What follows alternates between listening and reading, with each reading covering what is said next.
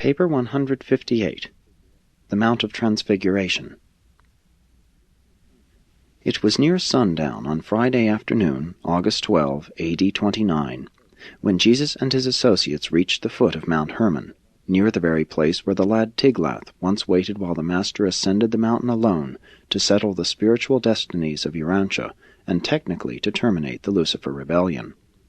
And here they sojourned for 2 days in spiritual preparation for the events so soon to follow.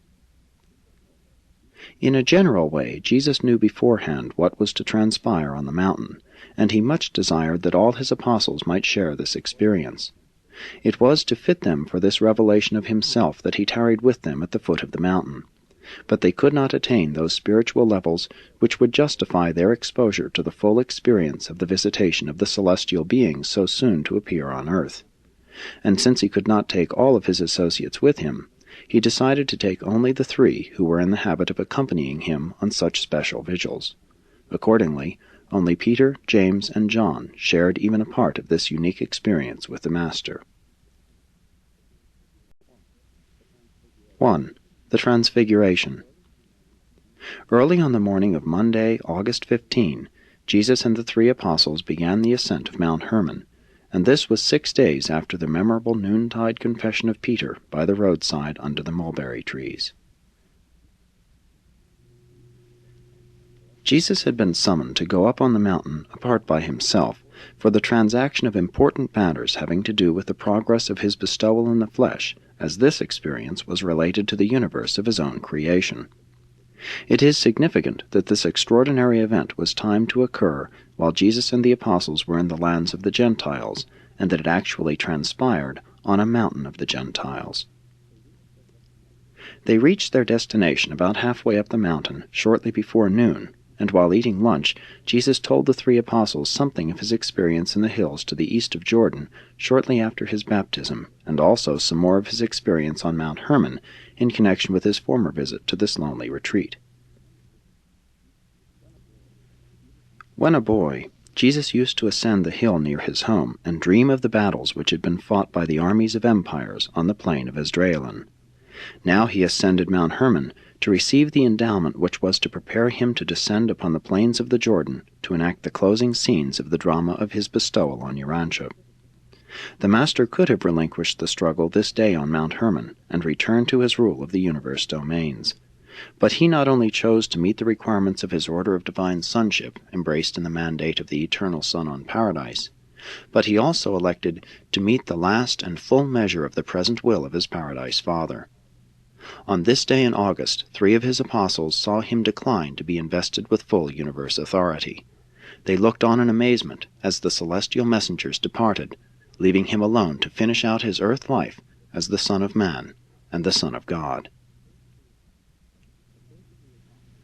The faith of the apostles was at a high point at the time of the feeding of the 5,000, and then it rapidly fell almost to 0.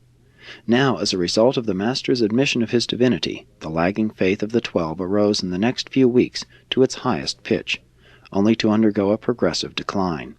The third revival of their faith did not occur until after the Master's resurrection. It was about 3 o'clock on this beautiful afternoon that Jesus took leave of the 3 apostles, saying, "I go apart by myself for a season to commune with the Father and his messengers. I bid you tarry here, and, while awaiting my return, pray that the Father's will may be done in all your experience in connection with the further bestowal mission of the Son of Man." And after saying this to them, Jesus withdrew for a long conference with Gabriel and the Father Melchizedek, not returning until about 6 o'clock. When Jesus saw their anxiety over his prolonged absence, he said, "Why were you afraid? You well know I must be about my Father's business. Wherefore do you doubt when I am not with you? I now declare that the Son of Man has chosen to go through his full life in your midst, and as one of you.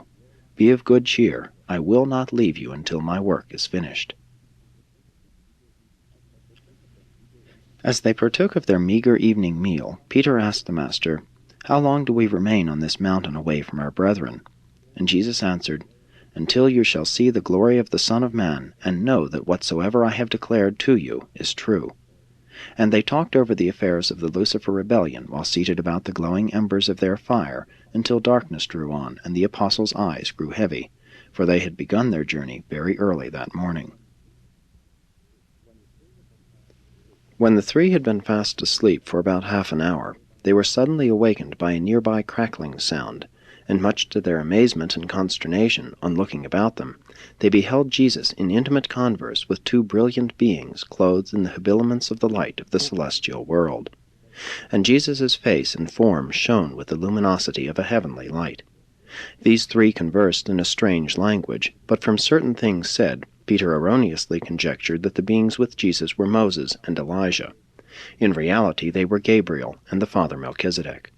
The physical controllers had arranged for the apostles to witness this scene because of Jesus' request. The three apostles were so badly frightened that they were slow in collecting their wits, but Peter, who was first to recover himself, said, as the dazzling vision faded from before them, and they observed Jesus standing alone, "Jesus, Master, it is good to have been here. We rejoice to see this glory. We are loath to go back down to the inglorious world. If you are willing, let us abide here, and we will erect 3 tents, one for you, one for Moses, and one for Elijah." And Peter said this because of his confusion, and because nothing else came into his mind at just that moment. While Peter was yet speaking, a silvery cloud drew near and overshadowed the four of them. The apostles now became greatly frightened, and as they fell down on their faces to worship, they heard a voice, the same that had spoken on the occasion of Jesus' baptism, say, "This is my beloved Son, give heed to him." And when the cloud vanished, again was Jesus alone with the three, and he reached down and touched them, saying, "Arise, and be not afraid. You shall see greater things than this." But the apostles were truly afraid. They were a silent and thoughtful trio as they made ready to descend the mountain shortly before midnight. 2. Coming down the mountain. For about half the distance down the mountain not a word was spoken. Jesus then began the conversation by remarking, "Make certain that you tell no man, not even your brethren, what you have seen and heard on this mountain, until the Son of Man has risen from the dead." The three apostles were shocked and bewildered by the Master's words, "until the Son of Man has risen from the dead." They had so recently reaffirmed their faith in him as the Deliverer, the Son of God, and they had just beheld him transfigured in glory before their very eyes, and now he began to talk about rising from the dead. Peter shuddered at the thought of the Master's dying. It was too disagreeable an idea to entertain. And fearing that James or John might ask some question relative to this statement, he thought best to start up a diverting conversation, and, not knowing what else to talk about, gave expression to the first thought coming into his mind, which was, "Master, why is it that the scribes say that Elijah must first come before the Messiah shall appear?" And Jesus, knowing that Peter sought to avoid reference to his death and resurrection, answered, "Elijah indeed comes first to prepare the way for the Son of Man, who must suffer many things, and finally be rejected. But I tell you that Elijah has already come, and they received him not, but did to him whatsoever they willed." And then did the three apostles perceive that he referred to John the Baptist as Elijah. Jesus knew that, if they insisted on regarding him as the Messiah, then must John be the Elijah of the prophecy. Jesus enjoined silence about their observation of the foretaste of his post-resurrection glory, because he did not want to foster the notion that, being now received as the Messiah, he would in any degree fulfill their erroneous concepts of a wonder-working deliverer. Although Peter, James, and John pondered all this in their minds, they spoke not of it to any man until after the Master's resurrection. As they continued to descend the mountain, Jesus said to them, "You would not receive me as the Son of Man, therefore have I consented to be received in accordance with your settled determination. But mistake not, the will of my Father must prevail. If you thus choose to follow the inclination of your own wills, you must prepare to suffer many disappointments and experience many trials. But the training which I have given you should suffice to bring you triumphantly through even these sorrows of your own choosing."